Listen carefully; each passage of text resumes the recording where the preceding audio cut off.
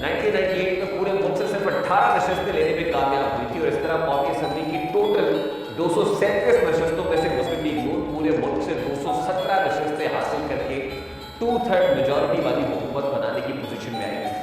इस बार भी मुस्लिम लीग नून 2/3 अक्सरियत हासिल करने के लिए कौमी असम्बली के 336 के ऐवान में 234 के करीब नशस्तें हासिल करती है। 336 में से 2/3 तो 234 बनती है। ये नशस्तें किसी इत्तेहाद के साथ भी लेना इम्प्रैक्टिकल है।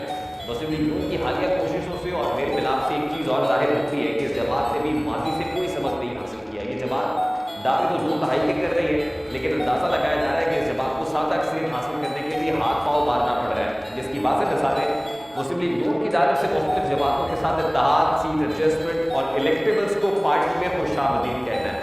ये जमात उसी बिल से दोबारा से डसे जाने को तैयार है जिस बिल से ये पहले 2 बार डसी जा चुकी है। यूनी जमातों पर तकिया किए हुआ है जिन जमातों ने माजी करीब में उन्हें डसा है। MKM और बाप पार्टी इसकी वाज़ेह मिसाल है। MKM से तमाम बातें तय हो चुकी हैं, जिसके लिए पहले MKM वक्त लाहौर और अब मुस्लिम लीग नून का वक्त कराची में मौजूद है। किन शराइत पर बगलगीर हो रही है, उन जमातों के रहनुमा इस हवाले से क्या कहते हैं, उसकी इब्तिदा आपको दिखाते हैं। ऐसा नहीं हुआ कि खालिद भाई लोग आए थे 2-3 दिन पहले तो मुलाकात हुई, तुरंत फैसला हो गया, यकदम तो नहीं हुआ। बहुत से CPMs हमारे बीच पिछले 2-2.5 साल में हुए हैं। उन CPMs के नतीजे में आज हम इस पोजीशन में है कि जब हमारे अहबाब कोई बात कहते हैं, समझते हैं जो ये कह रहे हैं वो करेंगे, और जो हम इनकी खिदमत में कोई बात रखते हैं तो वो इस बात को संजीदगी से लेंगे। हमें मिलकर एक दूसरे को तस्लीम करना चाहिए, एक दूसरे के मैंडेट को तस्लीम करना चाहिए। आइए हम एक ऐसा पाकिस्तान देखें जिसके बाद जहां पर जितना भी जजमेंट मैंडेट हो उतना ही इख्तियार हो, यही जमहूरियत है। आज नून लीग और MKM बगलगीर है, लेकिन हालात हमेशा से ऐसे नहीं थे। वो 1990s हो या फिर 2014 पाकिस्तान मुस्लिम लीग नून की हुकूमत हो, MKM और पाकिस्तान मुस्लिम लीग नून के माबैन एक मुहासमत रही है। MKM और पाकिस्तान मुस्लिम लीग नून के माबैन अब बढ़ती कुर्बतें अपनी जगह पर, यही कुर्बतें अब बलूचिस्तान अवामी पार्टी के साथ भी बढ़ रही है और खुद नवाज शरीफ बलूचिस्तान जाने का, कोयटा जाने का इरादा भी जाहिर कर चुके हैं और जा रहे हैं। कल उन्हें इस सफ़र के लिए आज़म सफ़र होना है, लेकिन बलूचिस्तान अवामी पार्टी से मुतालिक इस वक्त यानी बदले बदले मंजरनामे पर नून लीग की क्या राय है वो भी आपके साथ रखते हैं। 14 को इंशाअल्लाह नवाज शरीफ साहब तशरीफ लाएंगे बलूचिस्तान, 2 दिन वो वहाँ गुजारेंगे, अपनी जमात के लोगों से मुलाकात होगी, मुस्लिम लीग नून में शमूलियत के लिए ख्वाहिशमंद है उनसे मुलाकात होगी। माजी में नवाज शरीफ साहब की हुकूमत ने कराची में अमन लेके आए थे, उसी तरह का अमन हमें पूरे पाकिस्तान में चाहिए। आज से पहले बाप पार्टी नून लीग को कैसे खटकती थी, आज मुस्लिम लीग नून जो इलेक्टेबल्स को कामयाबी की जमानत करार दे रही है, ये इलेक्टेबल्स भी नून लीग को भाते नहीं। इस माहौल की कशीदगी में सबसे ज्यादा उन लोगों का हाथ है जो वफादारी करते हैं, और कुछ ऐसे लोग हैं जो पार्टियां चेंज कर करके अब खज्जल खराब की हो, ये रोलते गए हैं पर चस पड़ी है। फैसले हो जाते हैं तो हमने इन चीज़ों को रिड्रेस किया है, रिड्रेस कर रहे हैं, सब कुछ वो लेके आएंगे, कामयाब करेंगे। सोने का, हीरे का, इलेक्ट्रिक मिले, हम उसे तरजीह नहीं दें, हम अपने वर्कर को तरजीह दें। इस पर बात करने के लिए इस वक्त पाकिस्तान मुस्लिम लीग नून के मरकजी रहनुमा राना एहसान अफजल साहब हमारे साथ मौजूद है। अस्सलाम राना साहब, बहुत बहुत शुक्रिया आपके वक्त के लिए। राना साहब, सबसे पहले तो मेरा सादा सा सवाल है, पाकिस्तान मुस्लिम लीग नून इलेक्टेबल्स की तरफ क्यों देख रही है? देखिए, PMLN जो है अपनी इलेक्टोरल स्ट्रैटेजी को अनवील कर रही है और उसके अंदर हमारी काविश या कोशिश ये है कि एक मजबूत नेशनल असेंबली के अंदर हुकूमत बने जो कि मेजॉरिटी वोट रखती हो। उसके लिए हम समझते हैं हमें चारों सूबों से रिप्रेजेंटेशन चाहिए, और जो हमारी स्ट्रेंथ्स हैं और जो हमारी स्ट्रेंथ्स हैं और जो दीगर जमातों की स्ट्रेंथ्स हैं, अगर वो अलाइन होती हैं तो उससे ये होगा कि एक मजबूत हुकूमत बनेगी जो पाकिस्तान के संगीन और मुश्किल मसाइल हैं उनका खात्मा फिर आसानी। क्या नून लीग 2/3 मेजॉरिटी का ख्वाब देख रही है राना साहब? देखिए, क्यों नहीं, जब आप प्लानिंग करते हैं तो आप बेहतरी के लिए प्लानिंग करते हैं, एक अच्छा टारगेट अपने लिए सेट करते हैं। हम समझते हैं कि मेरा सवाल ये है सर कि how 2/3 majority is possible at this point in time? 2/3 अक्सरियत कैसे मुमकिन हो सकती है? ये तो किसी के लिए भी दीवाने के ख्वाब से कम नहीं है। ये तो 1998 नहीं है सर, ये 2023 है।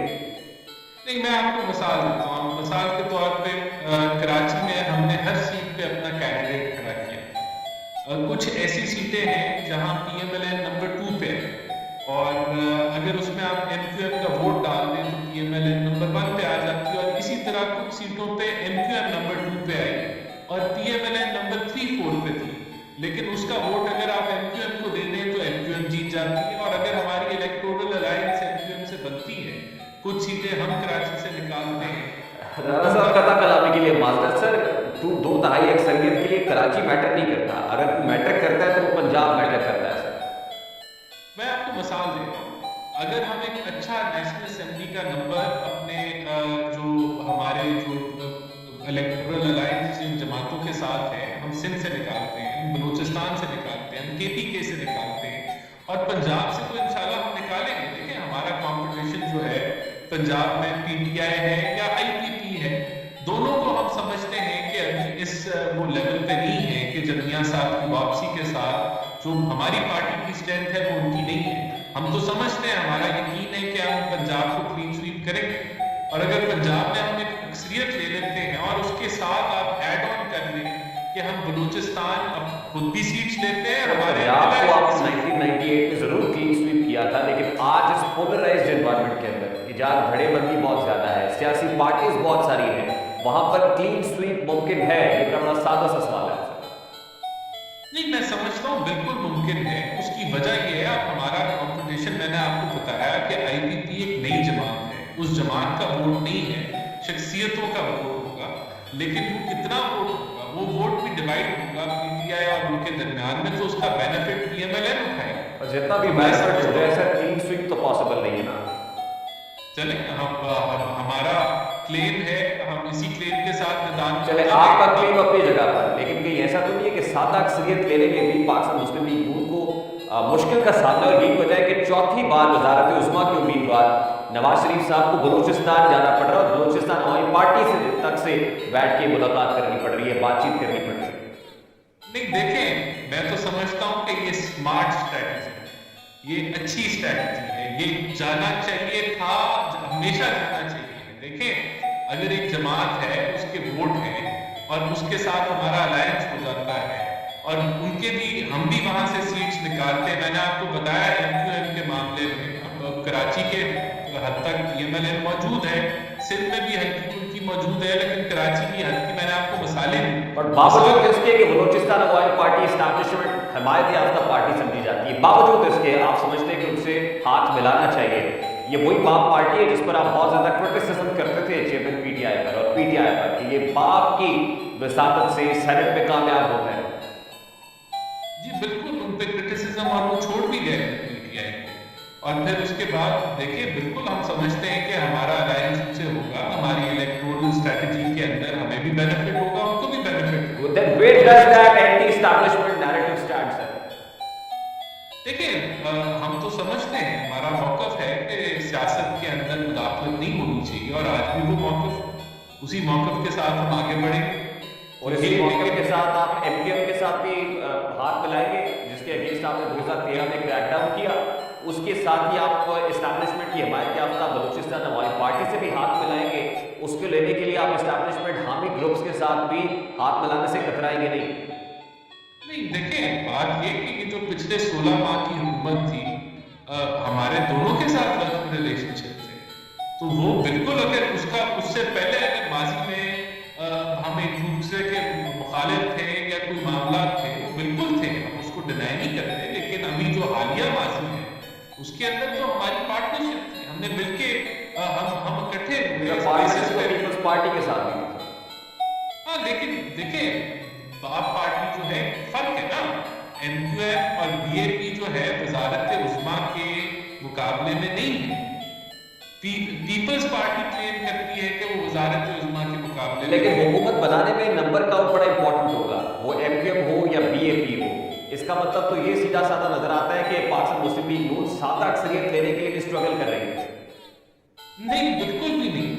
देखिए, ये तो रिजल्ट इलेक्शन पे अनाउंस होगा, लेकिन हम अपनी स्ट्रेटजी देखें, अगर हम ज्वाइंट इलेक्शन में उतरते हैं तो मेरे ख्याल से जो हवा है, हवा बड़ी मैटर करती है, लोगों का तासुर है वो PMLN की तरफ आए और हम बिल्कुल उससे क्लीन स्वीप करेंगे, अच्छा नंबर देंगे। ये हवाओं का रुख पाकिस्तान मुस्लिम लीग नून की तरफ है और पाकिस्तान मुस्लिम लीग नून इस वक्त किंग्स पार्टी है या नवाज शरीफ इस्टेब्लिशमेंट के लाडले हैं।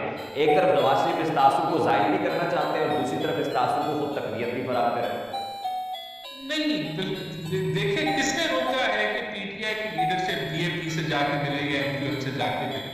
किसने रोका है कि पीपल्स पार्टी जाके IPP से मिले या MQM से मिले या BAP पार्टी से मिले? ये तो सबके लिए आजादी है। राणा साहब, आपको तो पता है कि बलूचिस्तान में हुकूमतें कैसे बनाई और गिराई जाती हैं? नहीं, देखिए बात ये है कि लोगों ने वोट डालना है।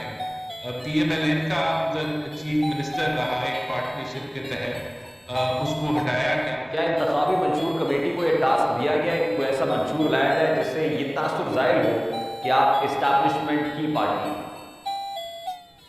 नहीं, देखिए जो मंशूर है वो तो बहुत एक वसी हर सब्जेक्ट जो पाकिस्तान को के कंसर्न का है, अवाम के कंसर्न का है, उसको वो टच करता है। उसमें हेल्थ है, एजुकेशन है, नेशनल सिक्योरिटी है, इकोनॉमी है, टैक्स रिफॉर्म्स हैं, वाटर क्लाइमेट चेंज के ऊपर मामला हैं, एग्रीकल्चर के ऊपर है, सनद ट्रेड है। तो वो तो एक पूरी पाकिस्तान के अगले हमारी जमात का 5 साल का जो लायमल है, अगर हमें हुकूमत मिलती है, किस तरीके से हम इन चैलेंजेस को टैकल करेंगे, वो तो उसके ऊपर मबनी है। तो उसने सियासी बयानिया नहीं देना, उसने तो एक टेक्निकली तौर पे हर मौजू के ऊपर आगे का 5 साल का लायमल। अच्छा, लास्टली देखिए, एक तो कम से कम कंसेंसस था पीपल्स पार्टी और PMLN में कि आप उनकी डोमेन में नहीं जाएंगे और वो आपकी डोमेन में इंटरवीन नहीं करेंगे। लेकिन अब ये इंटरवेंशन तो शुरू हो गई है। इस वक्त पाकिस्तान मुस्लिम लीग नून के लोग कराची में हैं, MQM से इत्तेहाद हो रहा है और वहाँ पर रकम हो रहा है जहाँ पर पाकिस्तान पीपल्स पार्टी के साथ एक अरेंजमेंट था नून लीग का। तो इसका मतलब वाइड ओपन फील्ड है, खुलकर सामने आने का वक्त है। कोई ऐसा अरेंजमेंट नहीं था हमारा पीपल्स पार्टी के साथ, कभी भी नहीं था। देखिए, ये तो इलेक्शन है, इलेक्शन में कोई अरेंजमेंट हमारा, अगर हम एक दूसरे के साथ मद्दे मुकाबिल हैं प्राइम मिनिस्टरशिप के लिए, तो उनके लिए भी मैदान खाली है, उनके लिए बलूचिस्तान भी खाली है, वो भी जाए, KPK भी खाली है, वो भी जाए, हम भी जाए। बहुत बहुत शुक्रिया राजा एहसान नजर साहब आपके वक्त के लिए। हम एक ब्रेक लेंगे और ब्रेक के बाद जब वापस आएंगे, engineer Mohammad Ali Mirza social media trolls की जद में क्यों है, इंजीनियर मिर्जा से जानने की कोशिश करेंगे ब्रेक के बाद हमारे साथ।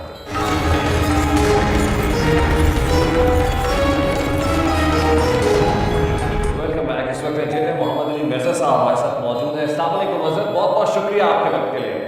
बिला ताखीर सबसे पहले बड़ा सादा सा सवाल है, जो इंडिपेंडेंट जर्नलिस्ट है अपना इंडिपेंडेंट व्यू रखने की वजह से खास पॉलिटिकल पार्टी के सोशल मीडिया ट्रॉल्स की जद में रहे हैं और वो हमने फेस भी किया है, लेकिन इन दिनों आप फेस कर रहे हैं और शदीद अंदाज में फेस कर रहे हैं। सबसे पहले मुझे बताइए कि कैसा महसूस करता है? ये तो कोई ऐसी सोचने का ये तो वीक है, बाकी इंशाअल्लाह के साथ तुमको पता चलेगा कौन बात कर रहा कर रहा इस बात से कोई आप उस स्पेसिफिक बात पूछना चाहते हैं तो बता दें। मेरे साहब, I want you to respond in a very simple and candid manner. देखिए, तनकीद इस वक्त जिस तरह की गुफ्तगू हो रही है, मैंने अपने इंट्रो पे जिक्र किया कि ओपिनियन मेकर्स के ऊपर रिस्पॉन्सिबिलिटी होती है कि बगैर लगी लिपटी के, और जिस तरह आप बगैर लगी लिपटी के अपना गुफ्तगू करते हैं, तजिया करते हैं, पॉलिटिकल गुफ्तगू भी करते हैं और फिर आपकी तनकीद ये होती है कि जी आपको तो अपनी डोमेन में रहना चाहिए, आप क्यों ये सियासी गुफ्तगू करते हैं। सवाल ये हो रहा है कि क्या आप चेयरमैन PTI या PTI पर तनकीद किसी इशारे पर कर रहे हैं या किसी सरकारी हुद्दे की मुतमन्नी है या कोई गारंटी मिल गई? ऐसी कोई बात नहीं है,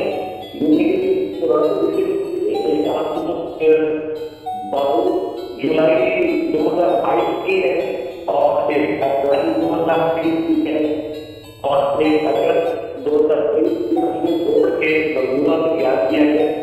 नई कोई भी वीडियो नहीं है, ये तो पुरानी वीडियो है और एक भी वीडियो है जिसके बात के लोगों ने अपने हक में यूज किए। गलत बात करता हूँ कि मैं इसका शुभ निकल सकता आप पता नहीं इनको क्या मतलब हुआ कि बाकी इसका काट के इन्होंने ये प्रोपेगेंडा करने की कोशिश की, लेकिन झूठ के जिन जिनसे हम वार्ता कर रहे हैं सबके साथ दूसरे माफी मांग रहे हैं कि जरूरत आपको फोन करके माफी कौन मांग रहा है मिर्जा साहब? ये नाम लेके ना की हो जाएगा एक बात को शब्द करो वीडियो होते और दूसरी चीजों को चीजें सोशल मीडिया पर होने की मना कर सकते हैं. But who is Engineer Mohammad Ali Mirza? Engineer Mohammad Ali Mirza is an anti-establishment or a pro-establishment man. How do you define yourself, sir? मैंने कभी भी एस्टैब्लिशमेंट नहीं था. मैं 2013 में इमरान खान का वोटर था और मैंने सैकड़ों हजार से वोट डलवाई. लेकिन 2014 में वो कैंपेन के जाने की फैसले के आप वो अलबत्ता जो वीडियो बताई वो एक मदद का एक काम होता. तो मैंने उसे सपोर्ट किया और इसी बात से जब कोई पॉलिटिक्स की चीज आती है जो रिलीजियस होती है उसमें मैं कमेंट हूँ और वो आप कमेंट जब किसी की फेवर करते हैं वो उसको कर लेते हैं आदमी लीड करते हैं. तो अगर मैंने कोई मौका यूज करना होता तो मैं खास तौर पर जॉब से क्या लेता है मुझे ऑफर की हुई थी मस्ती वो की मैं एस्टैब्लिशमेंट नहीं रहा. अलबत्ता जब तक पहुंच का मौका है उसके साथ भी मोहब्बत करते हैं अपनी मोहब्बत करते. चंद महीने पहले तक तो मुझे याद पड़ता है आप जिनको कीपैड वॉरियर्स कहा जाता है उनके बड़े मंजूर नजर थे. ये चंद रोज के अंदर क्या हो गया अचानक से कि वो सब आपके अगेंस्ट आके खड़े हो? इन हमने खड़े हुए तो कहता है कि बड़ों की तरफ से नीचे कहीं है कि लोग ऐसे व्यूज हो गए ऑप्शन सुनते जिनके केस कोई ऐसी बात नहीं हुई. अगर वहां पर लोग सबके कोई फर्क नहीं पड़ता.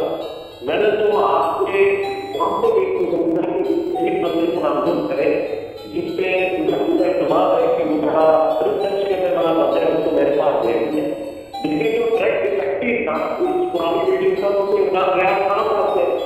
उन्होंने तो कि पूरे हंगामे में आपको 3 दिन पहले मुझे कुछ कॉल करके 40 मिनट उससे डिस्कशन की और उसने कहा कि भाई आपने बिल्कुल इसे कोई रिस्पॉन्स नहीं करना. अगर कोई ऐसी चीज हुई तो उन्होंने मुझे मना किया होगा. लेकिन इन्होंने ये सबको ये सारा मामला जारी रखा.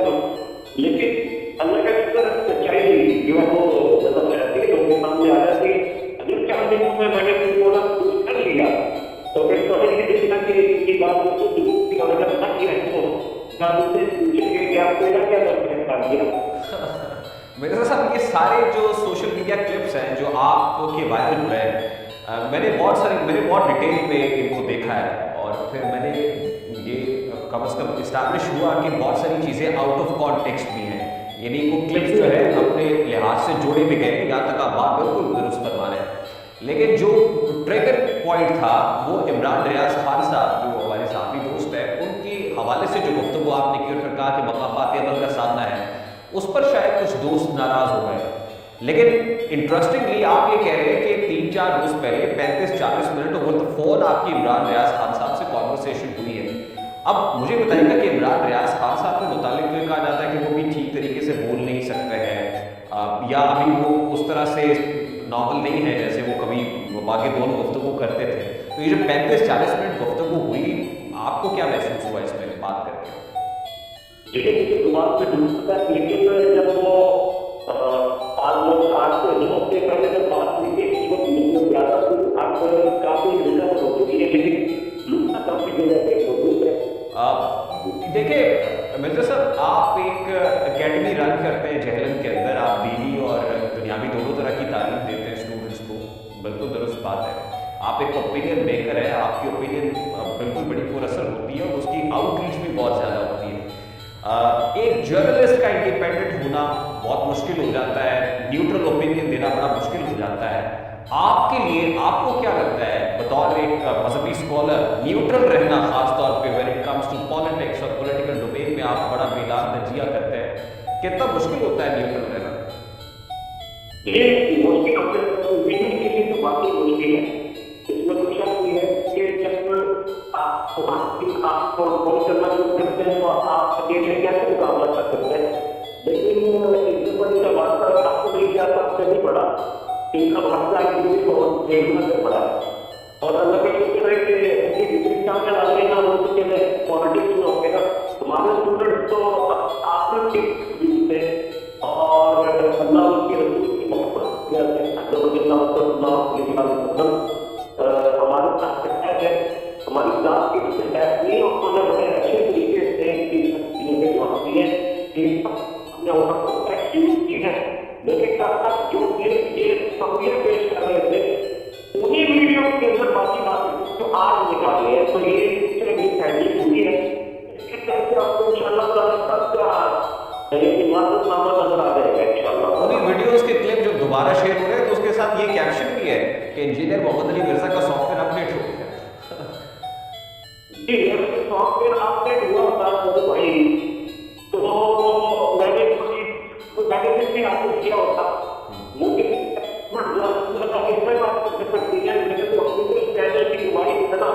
एक करोड़ से ज्यादा दूसरी का वीडियो है,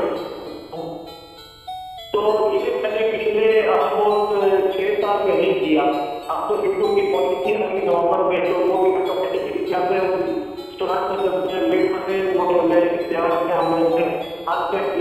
देखिए मिर्जा साहब, frankly speaking and on a very serious note, कम से कम मुझे ये अच्छा नहीं लगता है कि ट्विटर के ऊपर या किसी सोशल मीडिया प्लेटफॉर्म पे किसी भी मजहबी स्कॉलर के बारे में जो मजहब पर बात करता है या साहिब राय रखता है, ट्रेंडिंग बना दिया जाए मौलवी बराए फरोख्त। लाइक इतनी सी पॉलिटिकल स्पेस है या डेमोक्रेसी है हमारे यहाँ जिसमें हम बात करने की कोशिश करते हैं, और जब कोई करने की कोशिश करता है तो उसको इस तरह के अलकाबात से नवाजा जाए।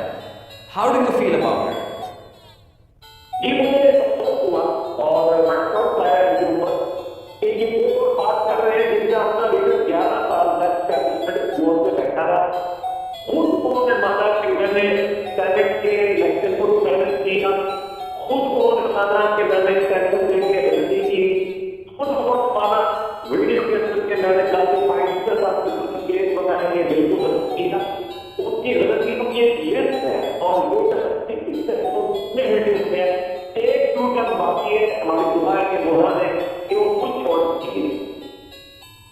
अच्छा, वाह। वैसे आपको क्या लगता है, आपकी छठी इस क्या कहती है, आपका तजिया क्या है, ऐसा होगा मुस्तकबिल में?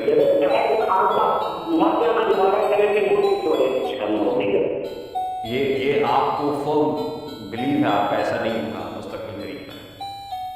बिल्कुल ऐसा मैंने समझा कि वो पहुंच गया।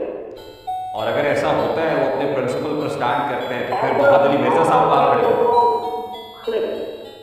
ऐसा होता है तो वो के वकील की हिम्मत में तो सारा मामला है खिलाफ। और अगर वो डटे रहते हैं तो फिर मोहम्मद अली मिर्जा साहब कहाँ खड़े होंगे? मैं तो हमेशा वही खड़ा हूं। नहीं, फिर सपोर्ट करेंगे आप चेयरमैन पीटीआई तो आइन के साथ खड़ा हूं भाई, सीधी सी बात करता है, मुझे आइन के साथ खड़ा हूं। सर इलेक्शंस भी आ रहे हैं ना, जी, तो फिर सपोर्ट कहाँ होगी मिर्जा साहब की? बता देता हूँ, इलेक्शन में मैं तो वोट दूंगा और तकलीफ दिलाऊंगा, जिसका जारिया ये होगा वो तो दो ही मेरा क्राइटेरिया है। यदि वो हमारे सारे सियासतदान हुए ना, वो सारे जाने के बाद विद्यार्थी हो जाते हैं, तो क्या है? चलिए, ये तो मुस्तकबिल करीब में होगा, आपने फैसला करना है और जाहिर है आप अपनी जमीन की आवाज पे वोट देंगे। मैं जान सकता हूँ 2018 में आपने वोट किसको दिया था? 2018 में मैंने सांसद को वोट दिया था, किसको दिया था वो रहने। अच्छा, ठीक है। अच्छा, लास्टली देखिए, ये आपके ऊपर भी रिस्पॉन्सिबिलिटी है। कुछ बच्चे हैं जो बहक जाते हैं सोशल मीडिया के ऊपर या जज्बात के बहाव के अंदर बहुत आगे निकल जाते हैं, और उसके बाद शायद उन्हें इदराक होता है कि गलत कर दिया है। तो ऐसे बच्चों के लिए, जिनको खान साहब भी कीपैड वॉरियर्स कहते थे या सोशल मीडिया वॉरियर्स कहते थे, कोई मैसेज दे? मैं तीनों को यही कहूंगा कि आप लोग कुरान और सुन्नत की तालीमात का काम करते हैं या फिर दीन की बात करते हैं तो झूठ और मुसलमान के साथ अच्छा नहीं करते। और साथ में इनके बड़ों को भी मैसेज दूंगा, उन बड़ों को जिन्होंने फिफ्थ जनरेशन बात के नाम के ऊपर इनको लॉन्च किया, पुरानी सेटलमेंट में बात करो, मौजूदा की बात नहीं कर रहा। तो मौजूदा सेटलमेंट में मैं कहूँगा कि बच्चे हमारे इनको माफ कर दिया जाए। अगर हम अपने पुराने बड़ों के हाथ नहीं डाल सकते ना, तो इनको माफ। पुराने बड़ों से क्या मुराद है?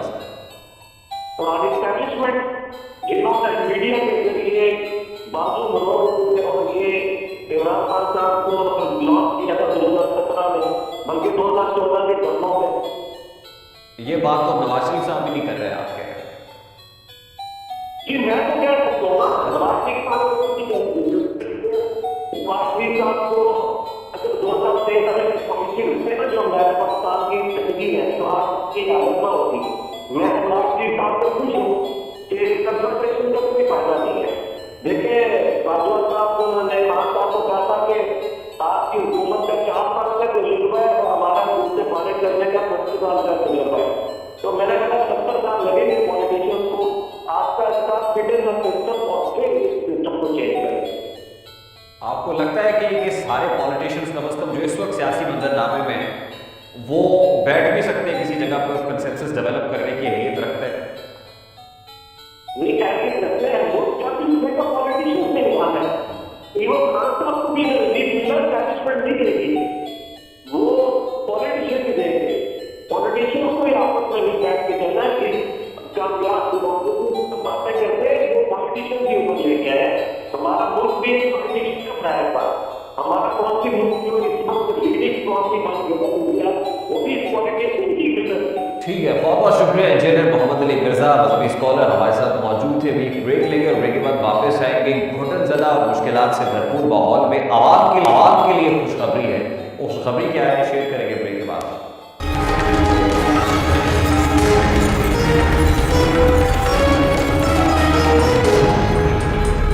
सियासी गहमा-गहमी और जोड़-तोड़ की आजकल की सियासत में अवाम का मफाद कहीं खो सा गया है। अवाम की मुश्किलात को कम करने की बजाय सिर्फ बयानबाजी का सहारा लिया जा रहा है, लेकिन इस दौरान कुछ ऐसी मसनूआत जिनका ताल्लुक आलमी मार्केट से है उनकी कीमतों में कमी से अवाम को रिलीफ मिलने का इम्कान पैदा हुआ है। 1 नवंबर को तो आलमी मार्केट में पेट्रोलियम मसनूआत की कीमतें कम होने का कोई फायदा आवाम तक नहीं पहुँचाएगा, लेकिन अब की बार ऐसा महसूस हो रहा है कि कीमतों में मुसलसल कमी की वजह से अवाम को इसके समरात मिलने हैं। तो शरीक है कि 15 नवंबर से आलमी मार्केट में कीमतों को मद्देनजर रखते हुए पाकिस्तान में भी पेट्रोलियम मसनूआत की कीमतें 8 से 15 रुपए कम की जा सकती है। आदाद शुमार का जायजा लिया जाए तो मालूम होता है कि गुज़श्ता 2 हफ्तों के दौरान डीजल और पेट्रोल की आलमी कीमतों में कमी आई है। तहम इसी अरसे के दौरान डॉलर के मुकाबले में रुपए की कदर में कमी हुई है और यही वजह है कि सारिफीन को आलमी मार्केट में पेट्रोलियम मसनूआत की कीमतों में कमी का फायदा कब मिल सकेगा। अगर डॉलर की कीमत बरकरार रहती है तो मुमकिन मिलने वाला फायदा इससे डबल हो सकता था। हफ्ते के दौरान डीजल औसतन जो कीमत है, अब डॉलर भी सस्ता होकर तकरीबन $113 से कम होकर डीजल है वो $104 फी बैरल पर आ गया, जबकि पेट्रोल की कीमत $1 से $91 पर आ गई है। और इसी दौरान रुपए के मुकाबले में डॉलर की कदर में 6 रुपये इजाफा हुआ है, जो 280 रुपये से बढ़कर 286 रुपये तक पहुँच गया है। हुकूमत कानून के मुताबिक फी लीटर पेट्रोल पर ज़्यादा से ज़्यादा 60 रुपये पेट्रोलियम डेवलपमेंट लेवी यानी PDL पहले से वसूल कर रही है। दूसरी जानिब आलमी मालियाती फंड यानी IMF से किए गए वादों के मुताबिक हुकूमत का बजट टारगेट रवा माली साल पेट्रोलियम मसनूआत पर PDL की मद में 869 अरब रुपए वसूल करना है। 30 सितंबर 2023 को खत्म होने वाली पहली तिमाही में कुल पेट्रोलियम लेवी कलेक्शन पहले ही 222 अरब रुपए से तजावुज कर चुकी थी। ताहम फी लीटर पेट्रोल पर इसके दर बदस्तूर बढ़ते रहे और माली साल की पहली तिमाही के दौरान ये तकरीबन 50 रुपये फी लीटर पर किसी तब्दीली के बगैर बरकरार है। इस वक्त हुकूमत पेट्रोल और डीजल दोनों पर तकरीबन 80 रुपये फी लीटर टैक्स वसूल कर रही है और तमाम पेट्रोलियम मसनूआत पर सिफर GST के बावजूद हुकूमत दोनों मसनूआत की मद में 60 रुपये फी लीटर वसूल कर रही है।